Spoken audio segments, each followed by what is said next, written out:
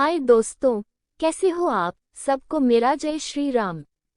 मेरी चैनल भक्ति सागर में आप सभी का स्वागत है। मेरी हर नई जानकारी के लिए मेरी चैनल को सब्सक्राइब करें ताकि मेरी हर नई वीडियो आप तक पहुंचे। आपकी एक लाइक और सब्सक्राइब से मुझे मोटिवेशन मिलता है। तो शुरू करें आज का हमारा नया टॉपिक।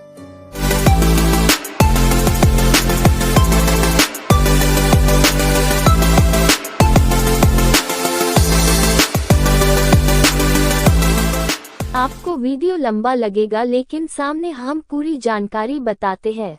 तो शुरू करते ही भगवान वेद व्यास जी के बारे में, जिन्होंने महाकाव्य महाभारत की रचना की। महर्षि वेद व्यास पवित्र हिंदू धर्म ग्रंथ महाभारत के रचयिता। महर्षि कृष्णद्वैपायन वेद व्यास महाभारत ग्रंथ के रचयिता थे। कृष्णद्वैपायन वेद व्यास महर्षि पराशर और सत्यवती के पुत्र और भगवान विष्णु के 24 अवतारों में से 21वें अवतार थे। महाभारत ग्रंथ का लेखन भगवान गणेश ने महर्षि वेद व्यास से सुनकर किया था। वेद व्यास महाभारत के रचयिता ही नहीं बल्कि उन घटनाओं के साक्षी भी रहे हैं जो क्रमानुसार घटित हुई हैं। अपने आश्रम से हस्तिनापुर की समस्त गतिविधियों की सूचना उन तक तो पहुंचती थी। वे उन घटनाओं पर अपना परामर्श भी देते थे। जब जब अंतर्द्वंद्व और संकट की स्थिति आती थी, माता सत्यवती उनसे विचार विमर्श के लिए कभी आश्रम पहुंचती तो कभी हस्तिनापुर के राजभवन में आमंत्रित करती थी। प्रत्येक द्वापर युग में विष्णु व्यास के रूप में अवतरित होकर वेदों के विभाग प्रस्तुत करते हैं। पहले द्वापर में स्वयं ब्रह्मा वेद व्यास हुए, दूसरे में प्रजापति, तीसरे द्वापर में शुक्राचार्य, चौथे में बृहस्पति वेद व्यास हुए। इसी प्रकार सूर्य, मृत्यु, इंद्र, धनजन्य, कृष्ण, द्वैपायन, अश्वत्थामा आदि 28 वेद व्यास हुए। इस प्रकार 28 बार वेदों का विभाजन किया गया।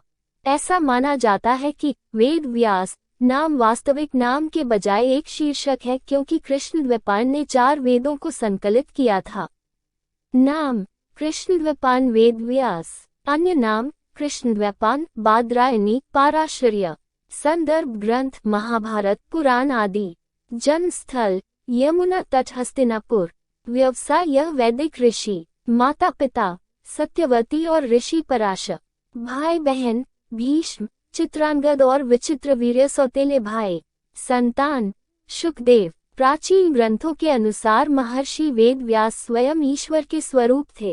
निम्नोक्त श्लोकों से इसकी पुष्टि होती है। नमोस्तुते व्यास विशाल बुद्धे फुल्लार विंदायत पत्र नेत्र यं त्वया भारततैलपूर्णः प्रज्वालितो ज्ञानमय प्रदीपः। अर्थात जिन्होंने महाभारत रूपी ज्ञान के दीप को प्रज्वलित किया, ऐसे विशाल बुद्धि वाले महर्षि वेद व्यास को मेरा नमस्कार है।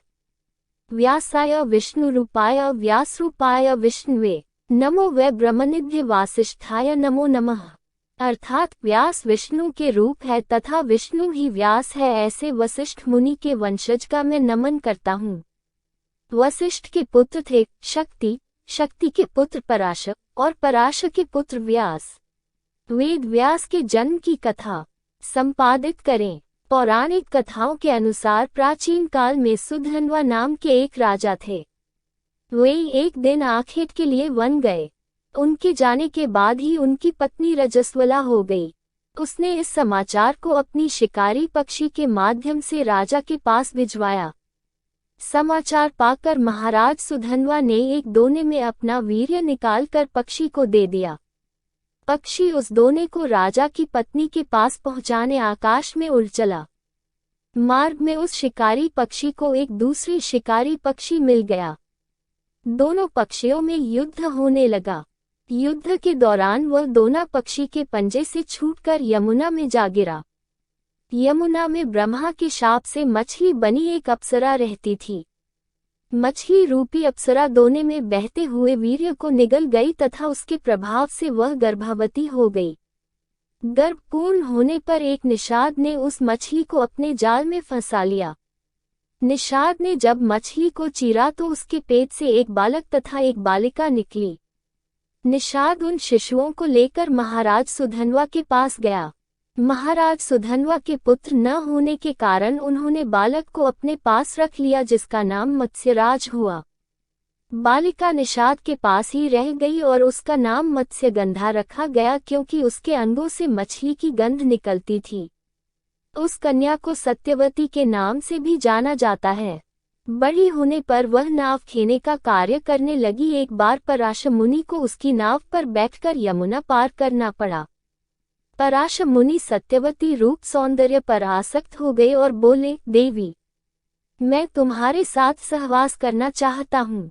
सत्यवती ने कहा, मुनिव, आप ब्रह्मज्ञानी हैं और मैं निषाद कन्या, हमारा सहवास संभव नहीं है। तब पराशर मुनि बोले, बालिके, तुम चिंता मत करो, प्रसूति होने पर भी तुम कुमारी ही रहोगी। इतना कहकर उन्होंने अपने योगबल से चारों ओर घने कोहरे का जाल रच दिया और सत्यवती के साथ भोग किया। तत्पश्चात उसे आशीर्वाद देते हुए कहा, तुम्हारे शरीर से जो मछली की गंध निकलती है वह सुगंध में परिवर्तित हो जाएगी। महर्षि वेदव्यास अपनी माता के साथ समय आने पर सत्यवती गर्भ से वेदांगों में पारंगत एक पुत्र हुआ।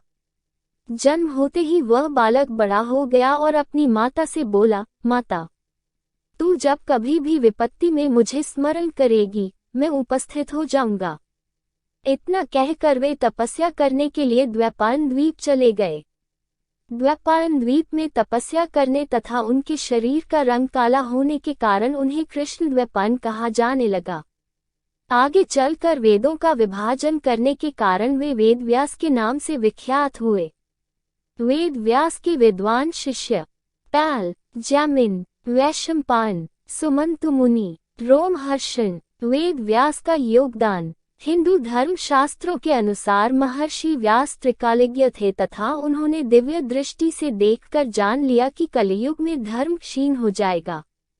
धर्म के क्षीण होने के कारण मनुष्य नास्तिक, कर्तव्यहीन और अल्पायु हो जाएगा। एक विशाल वेद का सांगोपांग अध्ययन उनके सामर्थ्य से बाहर हो जाएगा। इसीलिए महर्षि व्यास ने वेद का 4 भागों में विभाजन कर दिया, जिससे कि कम बुद्धि एवं कम स्मरण शक्ति रखने वाले भी वेदों का अध्ययन कर सकें। व्यास जी ने उनका नाम रखा ऋग्वेद, यजुर्वेद, सामवेद और अथर्ववेद। वेदों का विभाजन करने के कारण ही व्यास जी वेद व्यास के नाम से विख्यात हुए। ऋग्वेद, यजुर्वेद, सामवेद और अथर्ववेद को क्रमशः अपने शिष्य पैल, जैमिन, वैशंपायन और सुमंतु मुनि को पढ़ाया। वेद में निहित ज्ञान के अत्यंत गूढ़ तथा शुष्क होने के कारण वेद व्यास ने 5वें वेद के रूप में पुराणों की रचना की, जिनमें वेद के ज्ञान को रोचक कथाओं के रूप में बताया गया है। पुराणों को उन्होंने अपने शिष्य रोमहर्षण को पढ़ाया। व्यास जी के शिष्यों ने अपनी अपनी बुद्धि के अनुसार उन वेदों की अनेक शाखाएं और उपशाखाएं बना दी। व्यास जी ने महाभारत की रचना की। पौराणिक महाकाव्य युग की महान विभूति महाभारत, 18 पुराण, श्रीमद्भागवत, ब्रह्मसूत्र, मीमांसा जैसे अद्वितीय साहित्य दर्शन के प्रणेता वेद व्यास का जन्म आषाढ़ पूर्णिमा को लगभग 3000 पूर्व में हुआ था। वेदांत दर्शन, अद्वैतवाद के संस्थापक वेद व्यास ऋषि पराशर के पुत्र थे। पत्नी आरुणि से उत्पन्न इनके पुत्र थे महान बाल योगी शुकदेव। श्रीमद्भागवत गीता विश्व के सबसे बड़े महाकाव्य महाभारत का ही अंश है। रामनगर के किले में और व्यासनगर में वेद व्यास का मंदिर है, जहां माघ में प्रत्येक सोमवार मेला लगता है। गुरु पूर्णिमा का प्रसिद्ध पर्व व्यास जी की जयंती के उपलक्ष्य में मनाया जाता है। पुराणों तथा महाभारत के रचयिता महर्षि का मंदिर व्यासपुरी में विद्यमान है, जो काशी से 5 मील की दूरी पर स्थित है। महाराज काशी नरेश के रामनगर दुर्ग में भी पश्चिम भाग में व्यासेश्वर की मूर्ति विराजमान है, जिसे साधारण जनता छोटा वेद व्यास के नाम से जानती है। वास्तव में वेद व्यास की यह सबसे प्राचीन मूर्ति है। व्यास जी द्वारा काशी को शाप देने के कारण विश्वेश्वर ने व्यास जी को काशी से निष्कासित कर दिया था। तब व्यास जी लोलाक मंदिर के आग्नेय कोण में गंगा जी के पूर्वी तट पर स्थित हुए। इस घटना का उल्लेख काशी खंड में इस प्रकार है। लोलाकादम अग्नि दिग्भागे स्वर्घुनि पूर्वरोधसी स्थितो ह्यद्यापि पश्चेत् काशी प्रसाद राज्य काम। स्कंद पुराण काशी खंड 96/201। व्यास जी ने पुराणों तथा महाभारत की रचना करने के पश्चात ब्रह्मसूत्रों की रचना भी यहाँ की थी। वाल्मीकि की ही तरह व्यास भी संस्कृत कवियों के लिए उपजीव्य हैं। महाभारत में उपाख्यानों का अनुसरण कर अनेक संस्कृत कवियों ने काव्य, नाटक आदि की सृष्टि की है। महाभारत के संबंध में स्वयं व्यास जी की ही उक्ति अधिक सटीक है। इस ग्रंथ में जो कुछ है वह अन्यत्र है, परंतु जो इसमें नहीं है वह अन्यत्र कहीं भी नहीं है।